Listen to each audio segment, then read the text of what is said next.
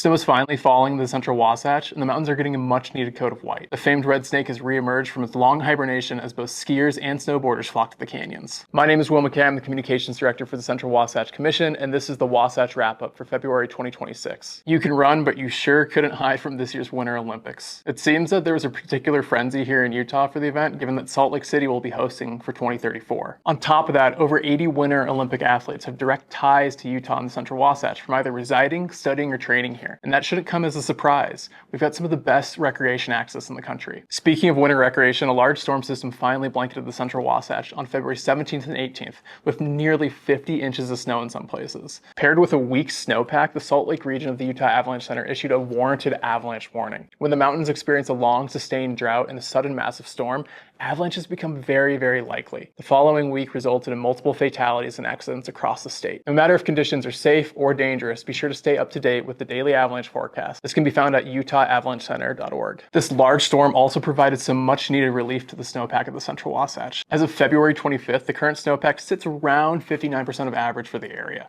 At the end of January, the Utah Division of Water Resources stated that the state of Utah has a meager 20% chance of reaching the historical average snowpack level by the time the snowpack typically peaks in April. Moving from the mountains to the valley, we're deep in the middle of the legislative session here in Utah, and the Central Wasatch Commission has put forward an appropriations request sponsored by Senator Kirk Cullimore to fund a potential 3-year shuttle pilot program in Mill Creek Canyon. This shuttle was identified as a feasible transit solution in the canyon by the recently updated shuttle feasibility study, as well as a directive from the Mountain Accord Charter. And on the topic of shuttles in Mill Creek, the Wasatch Backcountry Alliance began its newly announced free winter shuttle service in Mill Creek Canyon. This pilot shuttle will run from February 21st through March 21st, with the service being relegated to Saturdays from 9 a.m. to 4 p.m. The shuttle will depart from Virginia Way and make stops both at Thane Canyon and at the Aqua Lot. You can visit wasatchbackcountryalliance.org to make your reservations and learn more. The U.S. Forest Service Salt Lake Ranger District, in partnership with Salt Lake County Parks and Recreation, has released the newly updated Tri-Canyon Trails Plan for Mill Creek Canyon, Big Cottonwood Canyon, and Little Cottonwood Canyon. This plan was one of the original Mountain Accord deliverables, and this new update will build a more sustainable trail network, reducing damage from user-created trails while adding better connection loops and family-friendly options. The plan rolls out improvements in phases to protect resources while improving the recreation experience. You can view the plan at tricanyontrails.org.